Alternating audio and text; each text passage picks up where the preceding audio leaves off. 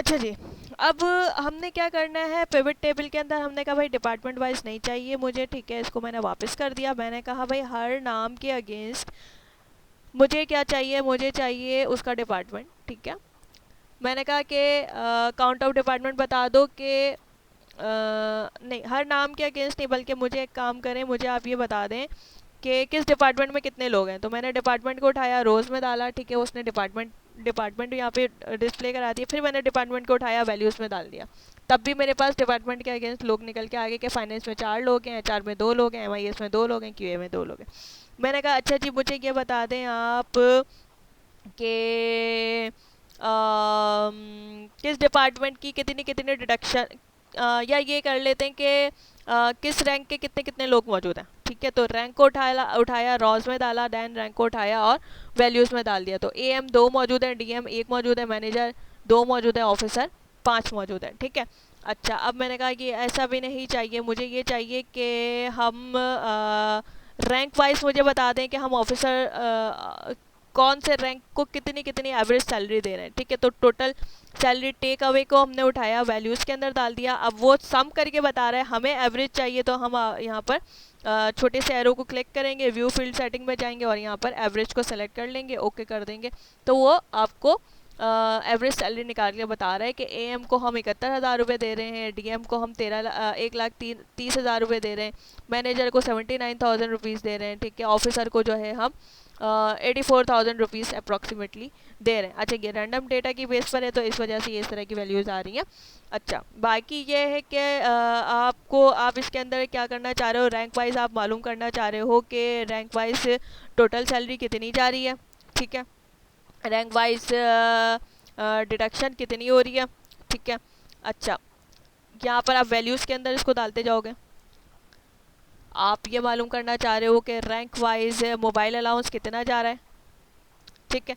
तो आप जो जो चीज़ें आपको मालूम मालूम करनी है वो वैल्यूज़ के अंदर डालते जाएंगे, और जिसके अगेंस्ट मालूम करनी है वो रॉस के अंदर डालते जाएंगे। और फॉर एग्जांपल अगर आपने इसके अंदर फ़िल्टर भी लगाना है, मैंने कहा कि भाई डिपार्टमेंट पे फ़िल्टर लगा दो, तो डिपार्टमेंट को उठाया, फ़िल्टर के अंदर डाला।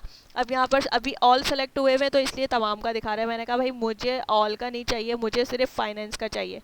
मैंने फाइनेंस को सेलेक्ट किया, ओके कर दिया। तो फाइनेंस के अंदर एएम का मोबाइल अलाउंस इतना जा रहा है, टोटल समझ, अब जितने भी एम्स हो उसके अंदर, ठीक है। आप काउंट भी डलवा लो यहाँ पर।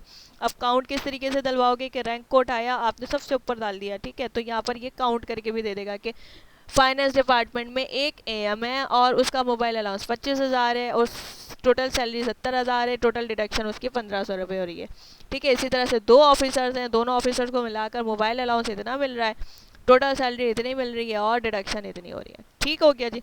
तो ये कहलाती है काइंड ऑफ डेटा एनालिटिक्स, जो कि आप पिवट टेबल की मदद से थोड़ी बहुत कर सकते हैं। अच्छा जी, पिवट टेबल के बाद से अगर हम मालूम करना चाहें टेन्योर, ठीक है। फॉर एग्जांपल मेरे पास कुछ नंबर ऑफ़ एम्प्लॉयज़ हैं, यहीं से डेटा उठा लेते हैं हम, ठीक है। मेरे पास ये एम्प्लॉयज़ का डेटा है, और मैंने कहा कि यहीं पे उठा लेते हैं। मैंने कहा ये मेरे पास एम्प्लॉयज़ हैं, 3 एम्प्लॉयज़ ले लेती हूँ, बाकी को मैं डिलीट कर देती हूँ।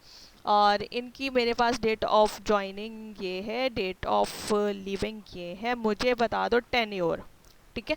टेन्योर अब होते हैं 3 किस्म के, कि या तो आप टेन्योर्स ईयर्स में मालूम करते हो, या आप टेन्योर मालूम करते हो किस में, टेन्योर मालूम करते हो मंथ्स में, ठीक है, या आप टेन्योर मालूम करते हो कि कितने साल और कितने महीने, तो ईयर्स मंथ,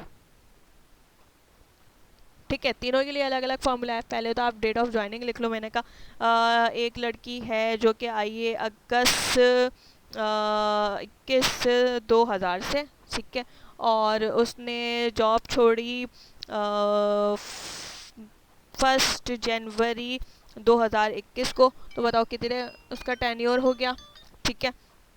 इसी तरीके से एक लड़की है जो कि आई है 5/4/2021 में, ठीक है, और वो अभी तक काम कर रही है, उसकी डेट ऑफ लिविंग कोई नहीं है, ठीक है। हफ्सा थी, हफ्सा जो है क्या कहते हैं, वो आई है 25 नहीं सॉरी, पहले जुलाई लिखा, दैन लिखा 25, दैन 2022 से, ठीक है, और उसने छोड़ दिया 4/4/2023 को, ठीक है। तो अब मुझे यहाँ पर टेन्योर मालूम करना है ईयर्स में, तो उसका फॉर्मूला है क्या, dated if DATED dated IF if, उसके बाद ब्रैकेट ओपन, वो कहता है कि डेट ऑफ ज्वाइनिंग क्या थी, देन उसके बाद comma, then date of living, then comma, then अगर हमने ईयर्स में मालूम करना है तो हमने इन्वर्टेड कॉमास में y लिखना है, ठीक है, inverted commas close, bracket close, then ampersand का साइन दूसरे फॉर्मूले को जोड़ने के लिए, और मैंने यहाँ पर साथ में ईयर्स में मालूम किया तो मैं यहाँ पर स्पेस डाल के YEARS ईयर्स भी लिख दूंगी ताकि हर उसके साथ टेन्योर के साथ ईयर्स लिखा हुआ आ जाए। एंटर किया, 20 ईयर्स लिखा हुआ आ गया, ठीक है। अब दूसरे केस के अंदर, हमजा के केस के अंदर क्या हो रहा है कि अभी तक वो जॉब पर है, उसने जॉब छोड़ी नहीं है, तो यहाँ पर सेम वही फॉर्मूला लगेगा, सिर्फ फ़र्क क्या आएगा, डेटेड इफ लिखा, ब्रैकेट ओपन किया, डेट ऑफ ज्वाइनिंग सेलेक्ट करेंगे, डेट ऑफ लिविंग उसको गिवन नहीं है तो यहाँ लग जाएगा टुडे का फंक्शन, TODAY टुडे सेलेक्ट करके आप ब्रैकेट ओपन ब्रैकेट क्लोज कर देंगे, देन कॉमा किया, उसके बाद से आपने ईयर्स में मालूम करना है तो फिर वही आपने इन्वर्टेड कॉमास में y लिखा, inverted commas close, then bracket close, then ampersand का साइन, और इन्वर्टेड कॉमास में आपने स्पेस देकर YEARS ईयर्स लिख दिया ताकि ईयर्स लिखा हुआ आ जाए। एंटर किया, 2 ईयर्स का उसका टेन्योर हो चुका है, ठीक है, 2021 से अब तक। अच्छा, यही चीज़ अगर आप मंथ्स में मालूम करना चाह रहे हैं तो सेम यही फॉर्मूला लिखना है, सेम यही फॉर्मूला लिखना है, सिर्फ ईयर्स की जगह क्या आ जाएगा, मंथ लिख देंगे आप, यानी कि यहाँ पर y जो लिखा हुआ है इसको आप m से रिप्लेस करा देंगे, और यहाँ पर जो ईयर्स लिखा हुआ है इसको आप MONTHS मंथ्स कर देंगे, ठीक है।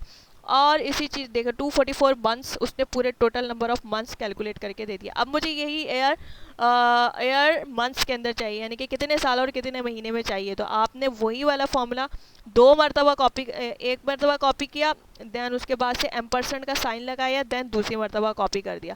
पहला वाला तो एयर्स कैलकुलेट करके दे देगा, दूसरे वाले में आपने एयर मंथ मालूम करना है तो y के साथ m का इजाफा कर देंगे और यहाँ पर ईयर्स की जगह मंथ्स कर देंगे, MONTHS मंथ्स, ठीक है। एंटर करेंगे और ये आपको 20 ईयर्स 4 मंथ्स उसने कैलकुलेट करके दे दिया, ठीक है।